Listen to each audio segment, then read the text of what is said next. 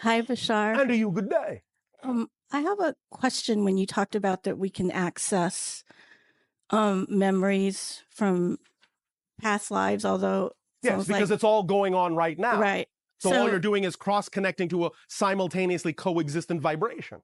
So I just wanted you to comment because I am currently accessing memories from this, I guess this place on planet Earth about 155,000 years ago called Lemuria. Yes.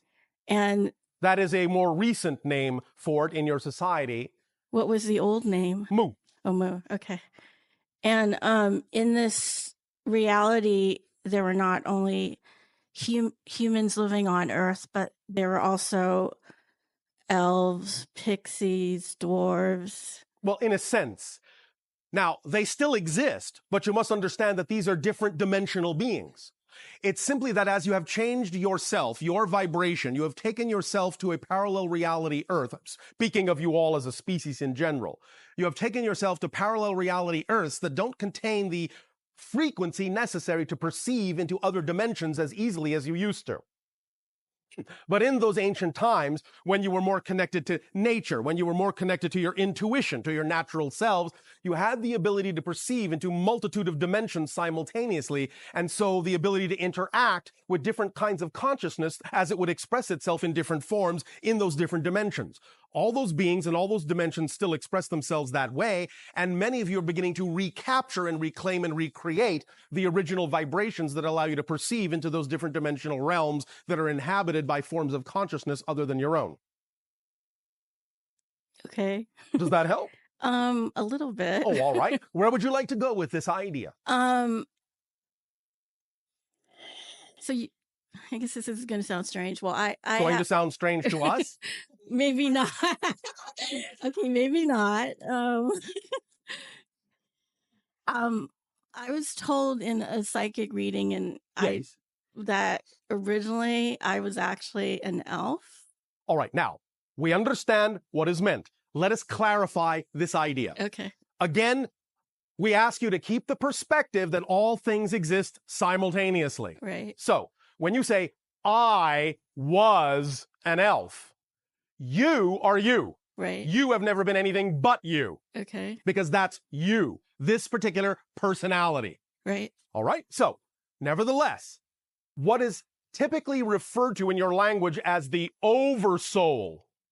Do you know that term? Yes. The Oversoul, the large, shall we say, consciousness aggregate from which extensions form and create different experiences of different lives and different realities. The Oversoul that creates you also is simultaneously creating an experience in that other dimension as the kind of being that you refer to in your reality as an elf. Right. So it's not that you were an elf. Right. But you have, through the Oversoul, cross-connecting vibrations to a simultaneous existence as another parallel self in that form. Okay. Does that make sense? Sort of. Sort of. All right. I mean, is that why I can sort of access those memories? Okay. Because in that sense, when you have any given life, you design that life to cross-connect energetically to any other simultaneously coexisting reality that you need to draw upon for information, for energy to aid and assist you in each life. So every single life does that. The life of the so-called elf expression also draws upon your experiences in this particular parallel reality to aid and assist it in its experience of life. So there is always cross-communication going on between you and all other simultaneously co-created lives that come from the same Oversoul of which you are a part. When you become more sensitive to that cross-communication, you begin to attract information in that way. And it was simply perceived by someone who is somewhat psychically sensitive, but it was stated to you in a typical folkloric manner. Do you understand? Yeah. Saying you were an elf. Right. That's the mythology. That's the folklore way of saying it. Okay. We are now describing to you the idea of the physics understanding behind how that's actually structured. Does that make sense now? Right. So if there's cross communication going on, Yes. does that mean you can alter what's going on in each life? Well, in a sense, you are helping each life to choose how to alter its own life.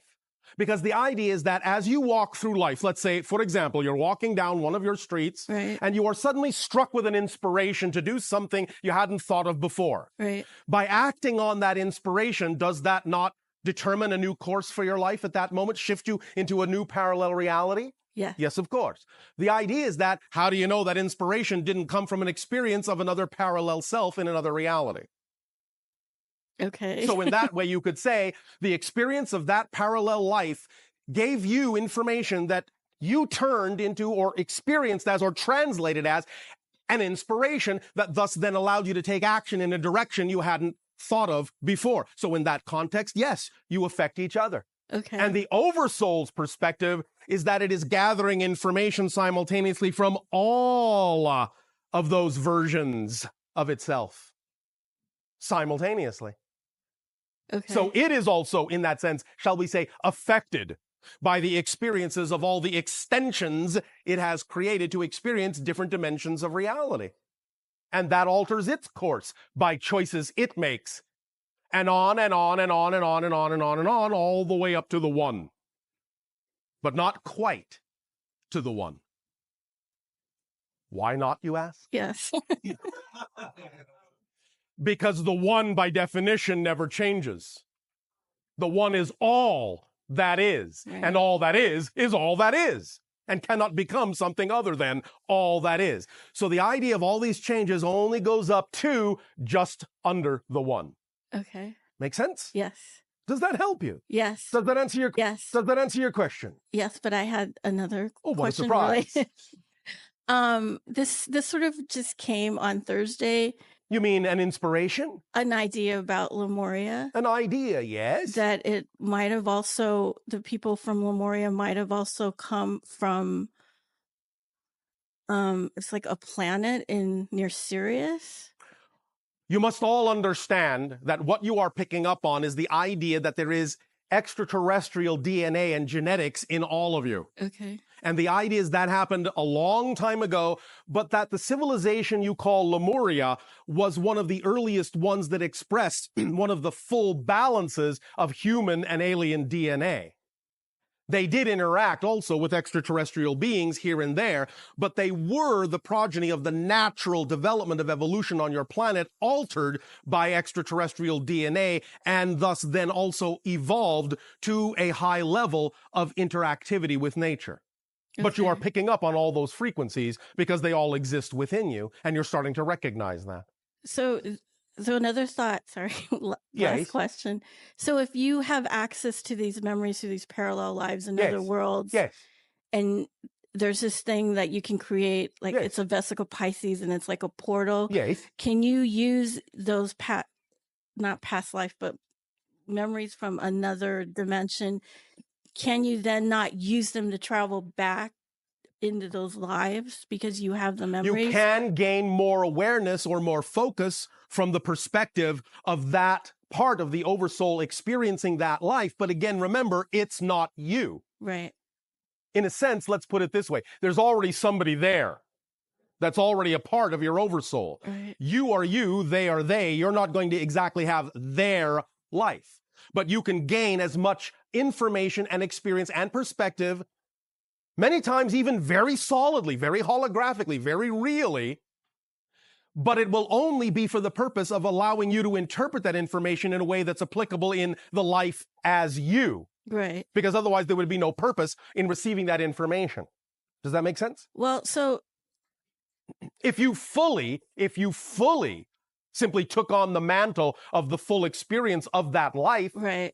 it would just be experienced from the point of view of that version, and you would no longer know yourself as you. Right. So you would never know you had done it anyway. Okay. Make sense? Sort of. Sorta. All right. Why don't you go and sorta this out for yourself? All right. Thank you. Play with it, all right? Thank you.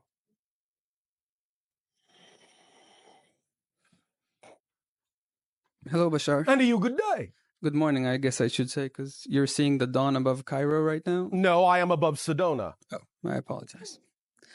My question is kind of personal. Well, all right. Because it comes from a person, I suppose.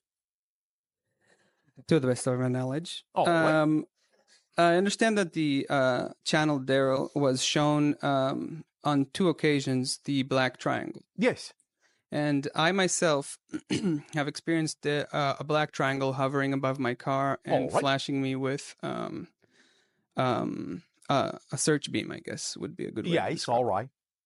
And since then, I've had many, many experiences, including some limited telepathy and many other things. And I was just not quite clear as to the reasoning behind it. The reason The direction I'm supposed to take, perhaps. you are supposed to follow the highest excitement you can imagine acting on. Oh, I'm sorry. Was that too simple? Would you like me to complicate it? Please. All right. Let us back up. Understand that each and every one of you have chosen this life. When you chose this life, from the idea of the spirit level, you also made certain agreements with different kinds of people, both in your life and on other planes of existence. These agreements usually play out as certain kinds of events that unfold in synchronous timing. The reason for making these agreements, because you knew that by having an Earth experience, you would probably forget a lot of those agreements. Much of the purpose of those meetings and those agreements and those appointments is to spur you toward remembering more of who you are.